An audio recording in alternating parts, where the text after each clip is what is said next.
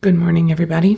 Welcome to Treya Tarot. This is the collective reading for Friday, September 13th, 2024 to Sunday, September 15th. I'm here with my coffee this morning. Just getting everything started, starting the readings for the day. Okay, so I'm using the Wandering Moon today. I've already shuffled, so I'm just going to cut the deck to see what's going on. Okay, let's see. All right, if you like these readings, please like, comment, and subscribe, and ring the notification bell if you'd like to be notified when I upload a new video. And thank you for being here. Let's see if I can make sure these are centered today, or at least not totally crooked. All right.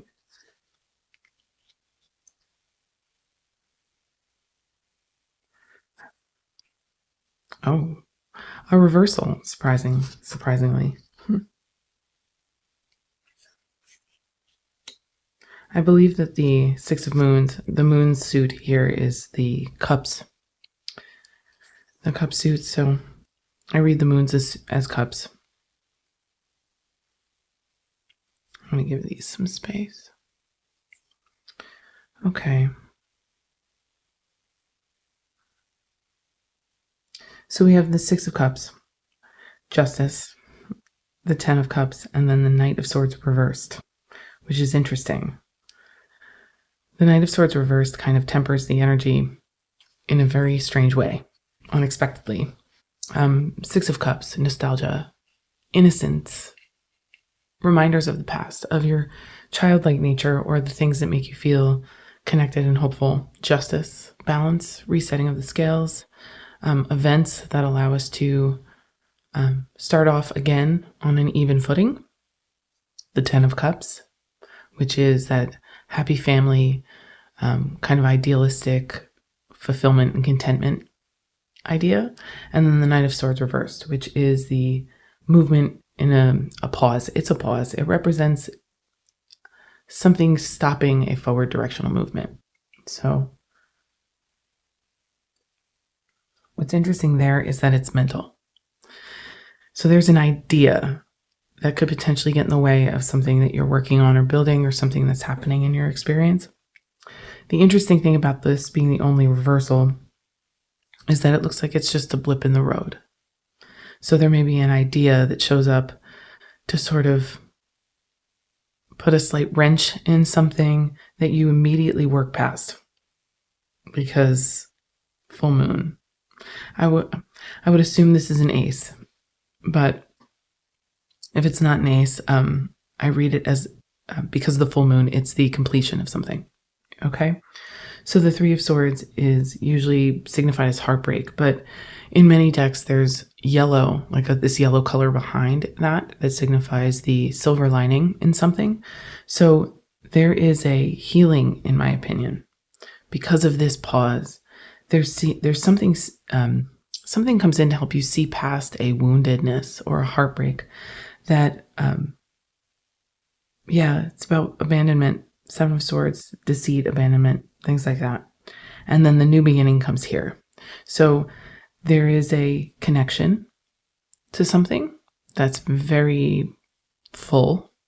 And then there is a pause or a doubt. And then there is the process of having to see through an old deceit or heartbreak or abandonment to the new idea to complete the cycle so that the picture is full. So this could read on pretty much a collective level in any one's, sector of life, but it is very clear that there is a nostalgic, warm, comforting, loving, full-hearted experience coming in that is here to reset an old idea, an old heartbreaking idea that you've held. And that full moon tells me that that it completes a full cycle, that there might be a lot of change following that experience. Four of Wands, portal, the portal and the union, Knight of Wands. Okay, the Knight of Wands. And then the Seven of Wands. What's interesting here for me, let me pull up that 7. Hold on one second. I want to find a different image of the Seven of Wands for you, because even though I love this deck, it doesn't really give me a very good image of the Seven of Wands to explain what I mean. So as I look for that, the Four of Wands in that portal, that union energy is strong, okay? And it may be that this needs to happen on some level so that we reset a passionate purpose in our experience, because it's clear to me that there is a passionate purpose here and that it's probably significant enough to make a good bit of internal change as it comes through. Okay, so let me see. So yes, obviously. Okay, so if you see, this is the Four of Wands in the ethereal visions, right? The Knight of Wands, I think if you're into tarot, you know that the Knight of Wands can often be seen as too fast moving, but I feel like it's very necessary.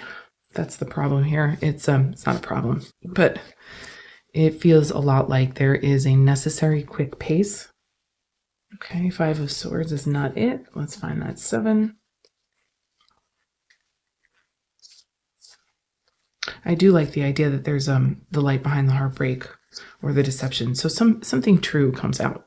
That King of Swords tells me that there's definitely movement towards a truth that was not being presented before. Okay, that's the Seven of Swords. Where's the Seven of Wands? Of course, it's all the way at the back of the deck, because why not? Why wouldn't it be? Okay, here we go. That's better.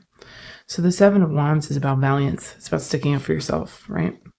So there's this experience of understanding that in following through with something that creates passionate purpose, that you're essentially rising to the occasion. You're rising up to a mission of sorts that actually really bolsters your cause internally. What's interesting, though, is that I always felt like the Seven of Wands had a bit of an exhaustion quality to it. So it's almost like you're coming to this experience with this sense of, I don't want to fight anymore. I'm tired of fighting, right? I'm tired of fighting something. I'm tired of fighting for something. Now let's continue. So just so that you had the images that were a little bit more like the Seven of Wands is just image-wise hard to see that connotation, you know? King of Cups. So you're tired of fighting something. You're reconnecting with a passionate purpose. You're getting through any block, any mental blocks about it, right? And then you come upon the King of Cups and the Page of Wands. So there is a full-heartedness, a rethinking, a resetting, and then the Nine of Swords. Oh, what a mixed bag. The Nine of Swords to me tells me that there's definitely a process happening that is all about accepting certain things in. There's a worry and an anxiety involved, but it's very interesting to me because whatever it is, I'm going to read on that Nine of Swords. Let's do a clarification since I do have the other deck out. Why not? The Nine of Swords, that anxiety and that worry, it's almost as though this reconnection brings up something that needs to be brought up and out. Okay, that's how it feels. Because that full moon kind of gives me the feeling like this is the key to an old puzzle. That little keyhole there makes a lot of sense. There's definitely something wonderful happening. And I almost feel like there are moments in this that could feel tenuous in a lot of ways, like maybe even scary. Yeah. So there's this is interesting. All right. So I go to shuffle to pull on the Nine of Swords and 2 cards pop out, the Five of Swords and the Eight of Cups. Someone left you.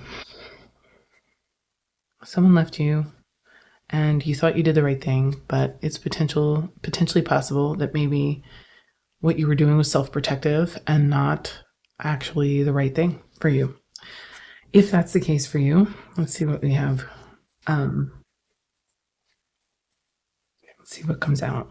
This weekend seems to be the confrontation of that experience. I want to see how it ends up.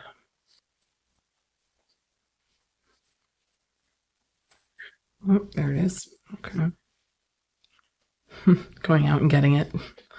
Getting what you're looking for. Not waiting anymore. 3 of Wands. All right.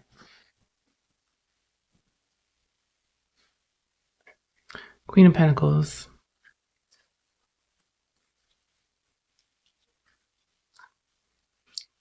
Becomes the Knight of Cups, or enacts the Knight of Cups to do the work.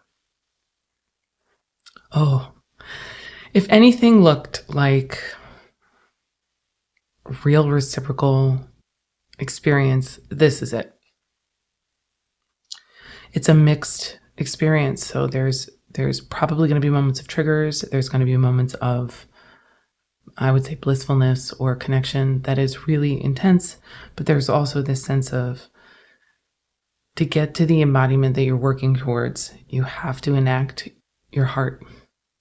And that's probably where the fear is coming from, where the light behind the heartbreak is, because it feels to me like you're having to push, or could potentially have to push through an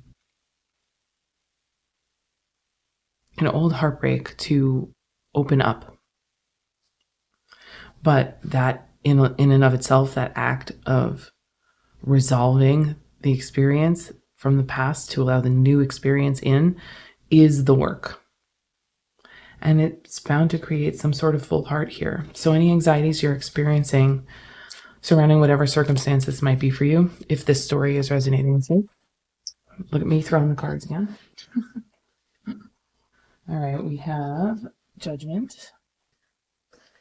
The 3 that fell out are Judgment, the Hierophant, and the Artist.